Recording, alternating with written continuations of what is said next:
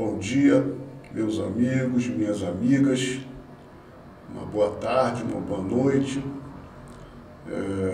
Estamos reiniciando o vídeo a respeito de Gênesis e gostaria de solicitar a quem está começando a assistir essa segunda parte, que eu espero que seja a última, que assista antes a primeira parte, que já foi colocada no ar na terça-feira passada.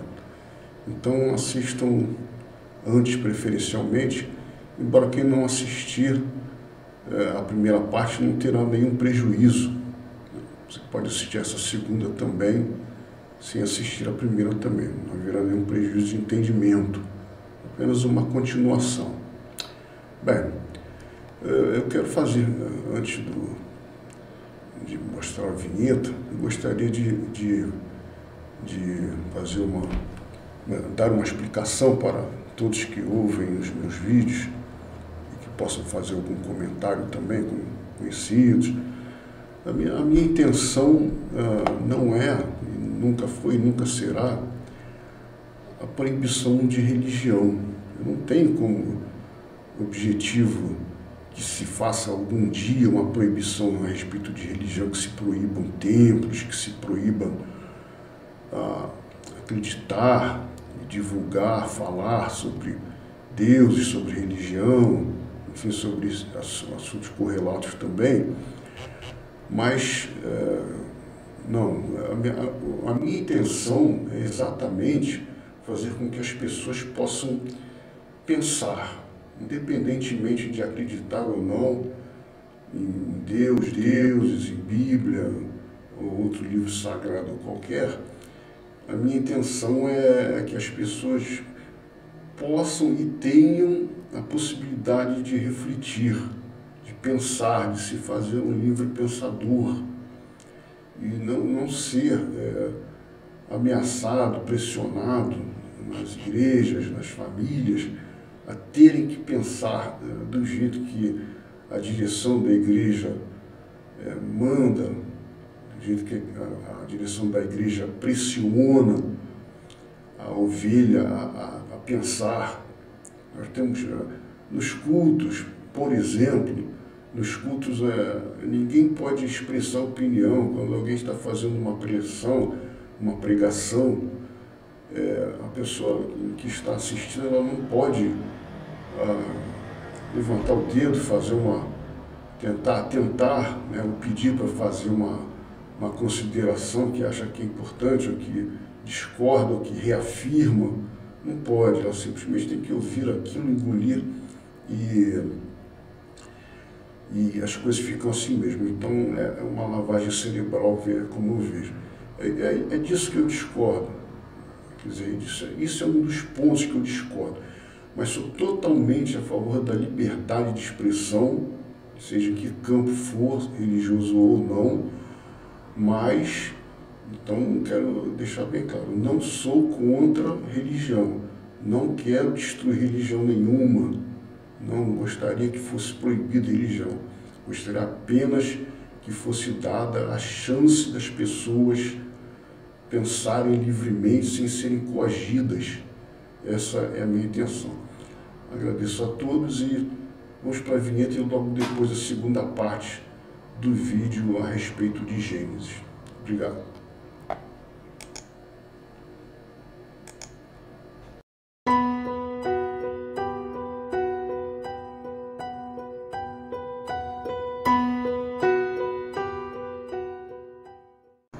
Dando continuidade, então, nós tínhamos visto que Adão e Eva pecaram, segundo o entendimento de Deus, da Bíblia, e o que percebemos, o que vimos, é que realmente aconteceu o que a serpente, né, dizem que seria o diabo, Lúcifer. Enfim, Lúcifer é uma palavra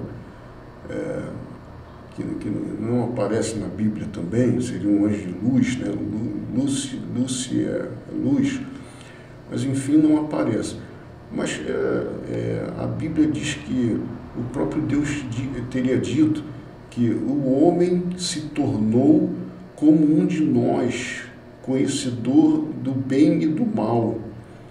Então, o próprio Deus teria reconhecido que o homem se tornou como um deles, como Deus e os anjos, provavelmente, e sabia a partir dali o que era o bem e o mal, porque antes o homem não sabia de absolutamente nada, o homem não tinha consciência de nada, não sabia o que era morrer, não sabia o que era sexo, não sabia o que era ter um filho, não sabia o que era o progresso, enfim, não sabia de nada. Era um ser praticamente nivelado aos outros animais. Ele tinha inteligência, mas não tinha conhecimento nenhum, não conhecia nem o que era o que seria bom e o que seria ruim. Imagina, ele não poderia imaginar que se uma árvore caísse na cabeça dele, que seria ruim, seria mal. Mas, enfim, o homem não tinha conhecimento que era bem e o mal, e passou a saber que foi, na minha opinião, foi muito bom. Nós, por exemplo, nós temos medo, e o medo é alguma coisa altamente salutar. Sem medo, o homem não existiria hoje. O que preservou o homem durante esses séculos, todos esses milênios todos, foi o medo, né? Não somente o medo, mas tantas outras virtudes, né? Não que o medo seja uma virtude, mas outras virtudes. Adão e Eva começaram a procriar e tiveram Caim, Abel. O que aconteceu logo, ou pelo menos é narrado logo no início de Gênesis? Não sabe quanto tempo aconteceu depois da criação de Adão e Eva, porque não nos é dito na Bíblia, mas Caim viria a matar Abel. Foi o primeiro homicídio registrado na Bíblia, e um homicídio doloso, foi um homicídio culposo. Caim, deliberadamente, ele pensou e matou Abel. E por que Caim matou Abel? Bem, acontece que Abel trouxe das primícias de alguma coisa que ele plantava, provavelmente, que ele plantava de gorduras, de gordura animal também. E Caim não, Caim trouxe alguma coisa dele que não seriam as primícias. Então Deus não se agradou da oferta de Caim, mas se agradou muito da oferta de Abel. Isso para mim, é uma coisa totalmente descabida, não existe explicação para isso. Porque qual pai, você que é pai, que está me ouvindo agora, você sabe muito bem disso. Eu, por exemplo, eu tenho, né, felizmente, uma filha e um filho, e nunca rejeitei presente nenhum de filho ou de filha, nunca. Por mais humilde, por pior que fosse o presente, eu sempre acolhi com muito amor, porque aquilo ali foi feito com amor. Uma criança, um adolescente, até um adulto mesmo. Para vocês fazerem uma ideia, eu recebi presente de uma pessoa, uma vez, uma pessoa adulta, e eu vou revelar, foi um isqueiro, isso há mais de 40 anos atrás, só que o isqueiro não era aquele bique que já existia naquela época, era um isqueiro que você tinha que botar pedra. A geração atual nem sabe do que eu vou falar, provavelmente. Mas tinha que botar na pedra, tinha que botar fluido, né, que o fluido acabava, então você tinha que comprar fluido, botar dentro do isqueiro. Então essa pessoa me deu um presente totalmente ultrapassado, já estava totalmente fora de moda, e foi o presente que eu mais gostei dessa pessoa, e eu guardo até hoje. Está guardadinho lá, porque foi dado com tanto amor. E então, voltando aos filhos, o próprio Jesus teria dito que qual pai que o filho lhe pedindo um peixe lhe daria uma serpente? Então esse é o amor que existe entre pais e filhos, entre filhos e pais, filhas e mães também, né? O amor humano. O homem é muito amoroso com os filhos. Estou falando de uma forma geral. Existem os que odeiam os filhos também, mas isso é um percentual desprezível, um percentual que não existe praticamente. O homem ama muito, o homem é um ser sociável. Então não dá para compreender realmente como Deus suscitou a ira, a inveja, o ciúme de Caim por ter aceito a oferta de Abel e ter desprezado a oferta de Caim. Isso é uma coisa absurda, E isso foi uma coisa tão grave, a consequência foi tão grave. Deus esteve presente quando o homem pecou, quando Eva pecou, Adão e fez uma vestimenta para os dois para que não ficassem nus. Deus esteve presente quando Caim matou Abel. Mas qual foi a repreensão que Deus deu para Caim após ele ter matado Abel? Ele simplesmente fez uma marca na testa de Caim para que ninguém que o encontrasse o matasse. E aí, primeira consideração, quem o encontraria para matá-lo? Porque quando ocorreu isso, só existia, a Bíblia só tinha registrado a existência de Adão, Eva e Abel e Caim. Então Abel havia morrido e não tinha mais ninguém que pudesse matar a Caim. Mas um fato surpreendente, para não dizer absurdo, é que Caim foi se refugiar, ele saiu dali, ele foi expulso da presença dos pais, dos pais, e ele foi para a terra de Nod. A Bíblia diz, em Gênesis, que Caim foi para a terra de Nod. Ninguém sabe onde fica essa terra, se vocês pesquisarem na internet, ninguém sabe onde fica essa terra de Nod. Quem teria sido Nod? Porque Nod não teria sido filho de Adão e Eva, nem filho de Caim, nem filho de Abel. E outro fato interessante, Caim se casou, chegou lá na terra de Nod, se casou e teve filhos e filhas. E se casou com quem? Se a Bíblia só havia relatado nessa ocasião a existência dos pais e dele. Abel já havia morrido, inclusive, mas não tinha nenhuma outra irmã. Será que a mãe dele teria ido para lá também, teria tido filhos com ele?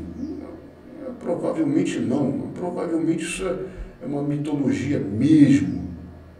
Eu vejo dessa forma.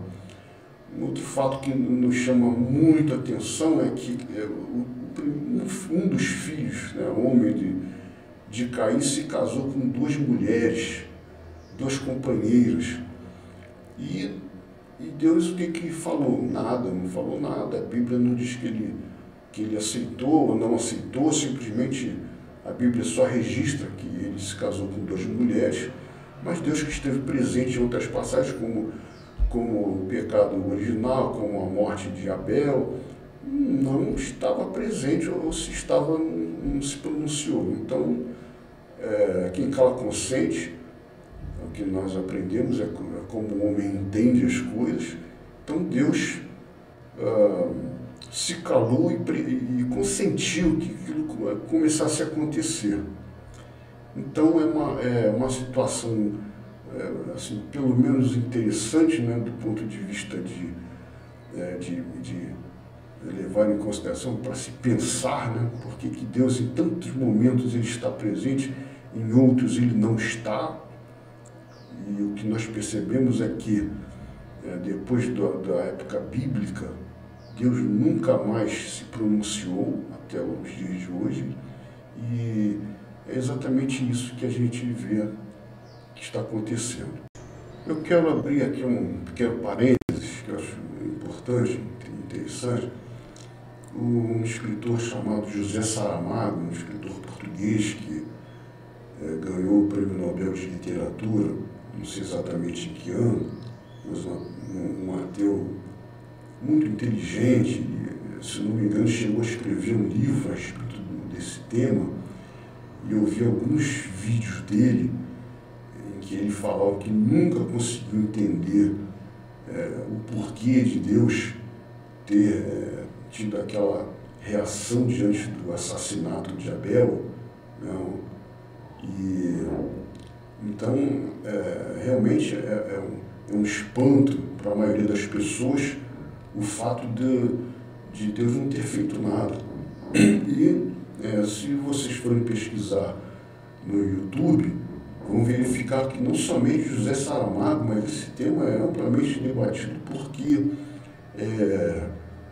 Deus, conforme eu já havia falado, ele deveria ter falado, olha, para tudo. Vou repetir, para tudo, vamos conversar. Esse é o procedimento de um pai amoroso, de um pai educador, ou de uma mãe também, porque a Bíblia cita Deus sempre como pai. Deus cita a Bíblia sempre como pai, nunca cita a Bíblia como mãe ou como natureza, enfim, é o pai, é o macho, substantivo masculino, o Deus. Mas por que isso? Porque a Bíblia, ela como eu já falei diversas vezes, ela é um livro extremamente machista. Se hoje, em 2021, nós somos machistas, né, cada vez menos, mas ainda somos muito machistas, e a mulher também está ficando muito feminista, mas isso é outra questão. Mas, enfim, a Bíblia é muito machista e, por isso, Deus é pai. Jesus nunca se referiu a Deus de alguma outra forma. Ele falava, meu Deus, né? Meu Deus. Ele falava, meu pai. Eu e o pai somos um. Ele não falava o Deus, mas ele falava eu, o pai. Então, Deus jamais poderia ser, naquela época, uma mulher. A cultura grega, a mitologia grega, na mitologia grega existiam muitas deusas gregas, mas já era uma outra cultura, em que existia sim também o machismo sempre existiu. Na época da Bíblia, a mulher era um zero à esquerda, a mulher valia menos do que uma cabra, menos do que uma vaca, menos do que uma cadela, né, conforme nós vimos, mas o machismo era uma coisa absurda. Hoje em dia é até um pouco tolerável, mas ainda é muito discriminatório. Mas naquela época era absurdamente discriminatório. E a própria Bíblia, agora eu vou falar a respeito de uma outra passagem registrada em Gênesis. Deixa eu me ver aqui o número do capítulo, para que quem quiser poder checar na Bíblia. E Mateus 22:3 é um outro texto, que Jesus fala que nos céus os anjos não se dão em casamento, os anjos não se casam, nem se dão em casamento, evidentemente porque anjo não tem sexo, né? Isso é uma coisa corrente entre nós. Anjo não é homem, anjo não é mulher, anjo não tem sexo. Mas o que aconteceu naquela época? O que aconteceu naquela época que, logo no início, aparentemente, os filhos de Deus, né, os filhos do Deus, eles começaram a sentir atração sexual pelas filhas dos homens, porque elas eram muito bonitas, muito atraentes. Então, eles começaram a ter filhos com essas mulheres, tiveram relações com essas mulheres, como a gente não consegue imaginar, afinal de contas eles eram sem sexo, não tinham sexo para poder fazer sexo, ter relações sexuais, mas enfim, eles tiveram relações sexuais com as filhas dos homens. Talvez eles tenham se materializado com pênis, né, do sexo masculino para ter relações. É possível, tudo, na Bíblia tudo é possível, tudo, né? Na mitologia, então, na mitologia tudo é possível. E então, é possível que eles tenham se materializado, mas o fato é que nenhum anjo, né, pelo menos a Bíblia não faz esse relato, nenhum anjo ficou atraído pela beleza dos filhos dos homens, os machos. Vocês veem que o machismo era tão grande naquela época que o escritor bíblico, isso não foi uma determinação de Deus, evidentemente, não teria sido uma determinação de Deus, mas os anjos não sentiram nenhuma atração pelos homens, os filhos dos homens, porque o homem também é bonito também. Isso não é uma questão de... é simplesmente uma questão da realidade. Existem mulheres bonitas, mulheres feias, homens bonitos e homens feios. E por que nenhum anjo se sentiu atraído por um homem bonito, se transformou, incorporou num corpo feminino para ter relações e ter filhos? Isso naquela época não era permitido. Exatamente isso, não era permitido. Você não vai ver essa consideração em lugar nenhum na internet. Não existe esse comentário, porque é uma coisa tão absurda que a pessoa, para poder conseguir imaginar esse tipo de coisa, tem que pensar muito, durante muito tempo, como eu pensei. Mas então, esses homens, eram chamados nefilim, conforme eu já tinha me referido, eles tinham, segundo estimativas, e a Bíblia não fala nada a respeito disso, pelo menos que eu tenha visto, segundo estimativas, esses homens teriam entre 3 e 5 metros de altura, eram os gigantes da terra, né? Conforme eu falei, nefilim é um termo hebraico, mas foi traduzido como gigante da terra, né, para português, pelo menos na Bíblia que eu uso. E nenhuma escavação até hoje encontrou uma ossada de um gigante desses, 3 a 5 metros, ou nenhuma caverna. No século passado foram encontrados diversos papiros que são atribuídos naquela época, foram feitos exames com carbono 14 e foi determinado que os papiros são do século II, século III, são papiros bem antigos, e mais nada de gigantes. Agora nós vamos fazer uma avaliação, uma análise de um casal que tenha vivido naquela época que Adão viveu, ou melhor, não naquela época exatamente, porque a Bíblia diz que eles teriam vivido há 6.000 anos atrás, mas assim, há 10.000 anos atrás, e até uns 2,5 milhões de anos atrás, seriam os humanoides. Então essa nossa análise não é uma análise religiosa, não é uma análise de fé, é uma análise real, baseado em dados históricos geográficos e que poderiam sim, deveriam ser levados em consideração quando se pensasse a respeito de como seriam as condições para Adão e Eva vivendo nas condições que eles viviam, sujeitos a todo tipo de intempéries, a chuva e muito sol, e, enfim, expostos ao perigo dos animais selváticos. Então, vamos fazer essa análise e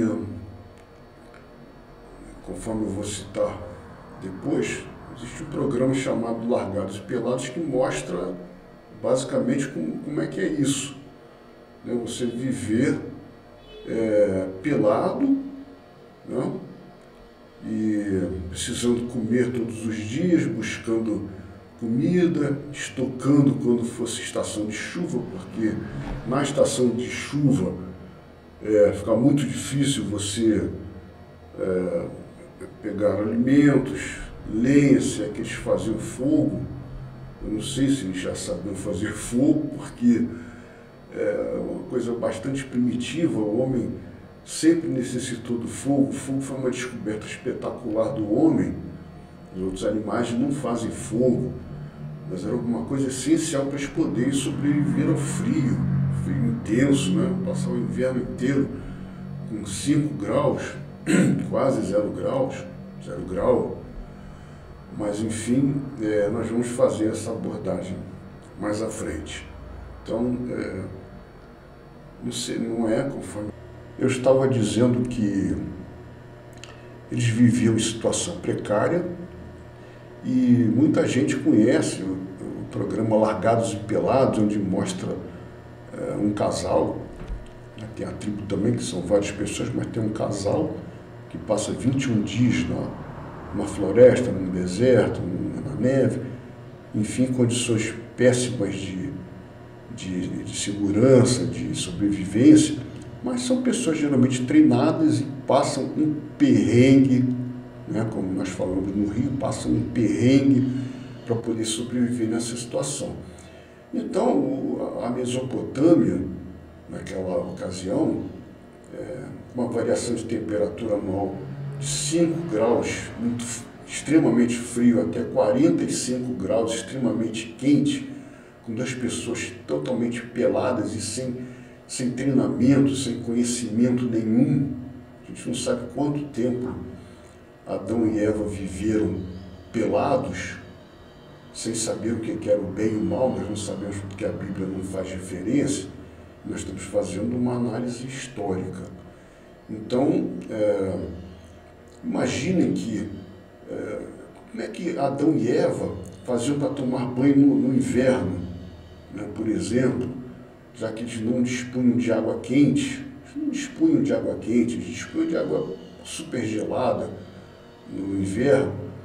Então, é possível que eles não tomassem banho, né, ou só lavassem as partes íntimas. É possível, sim, mas é uma situação de extremo sofrimento, porque poderia, inclusive, chover no inverno.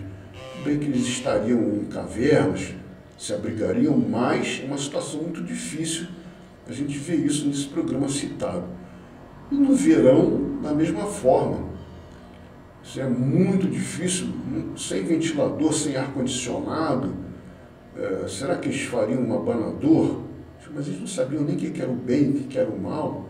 Então é uma situação de extrema penúria, né? Eles tinham que pegar comida.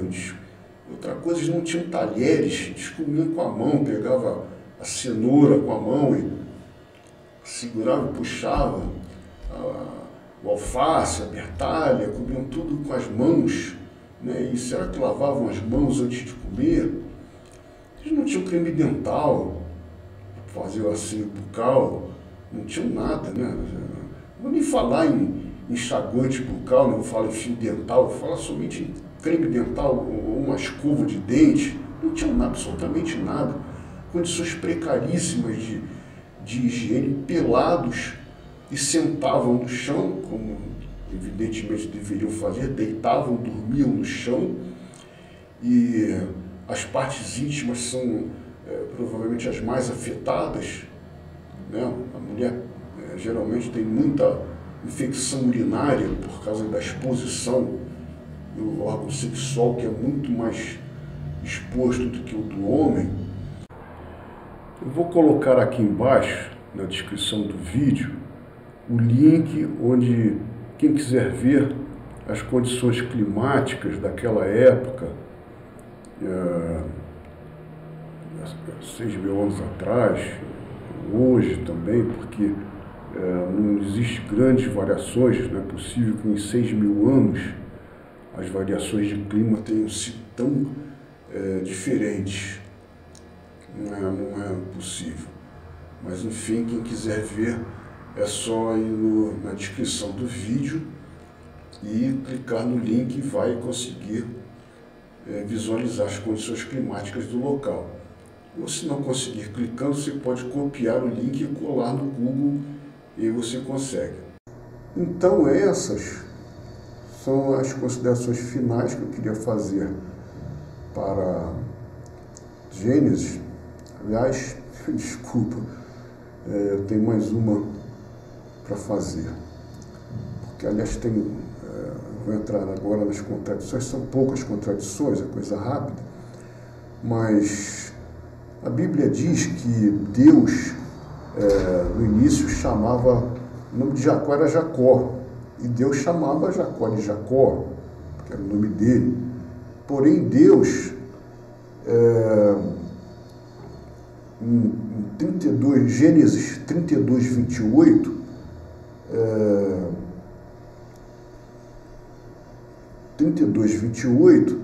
não somente no 32, 28, mas no 35, 10 também, no Gênesis 35, 10, Deus muda o nome de Jacó para Israel.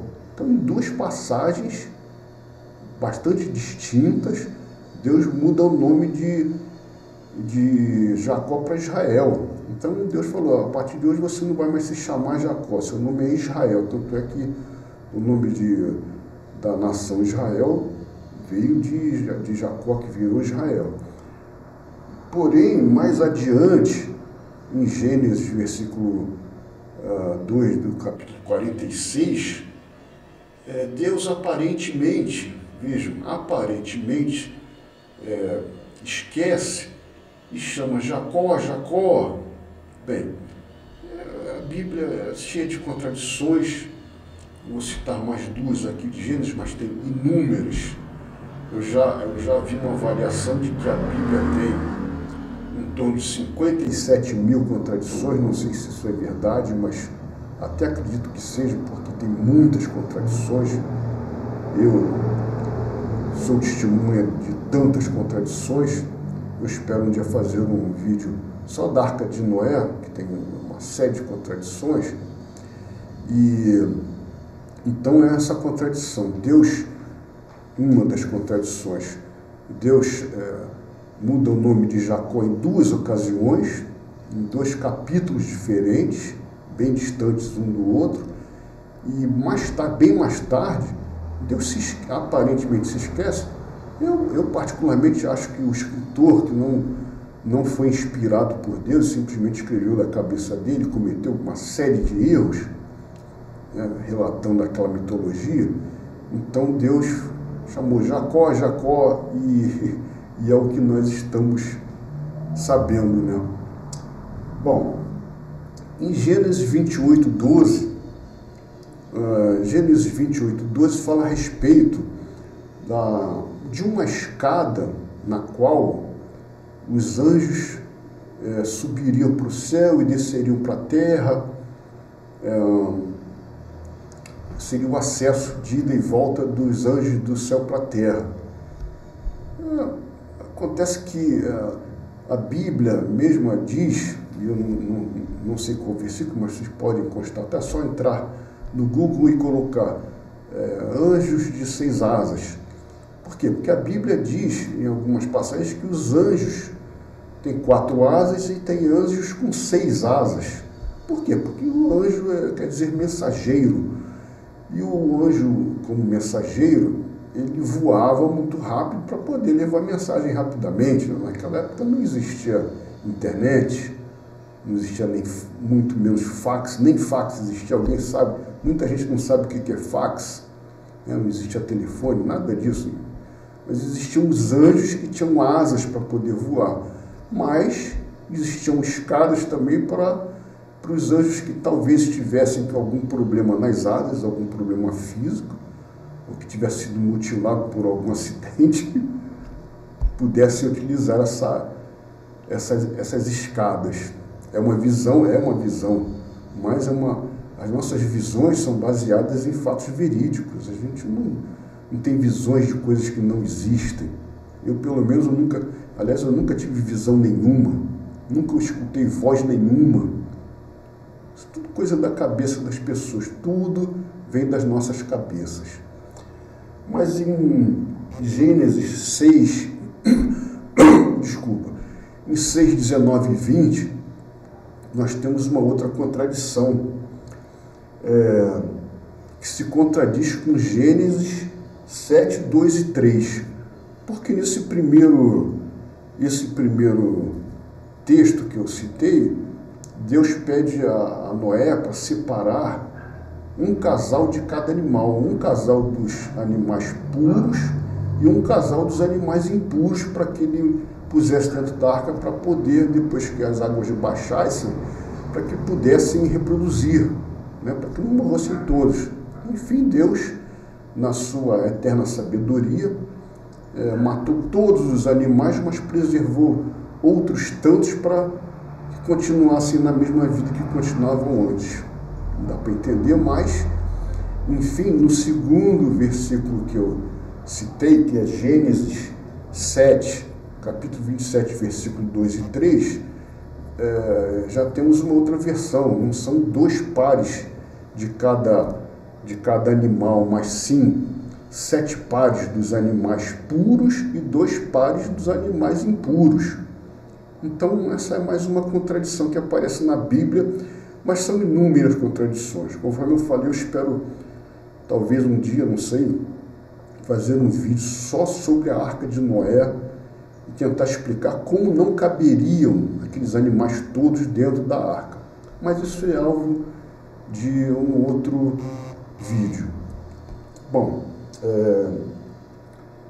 eu gostaria de agradecer a todos que viram esse vídeo até o final. Não sei quanto tempo tem, eu vou fazer a edição do vídeo, mas agradeço a todos.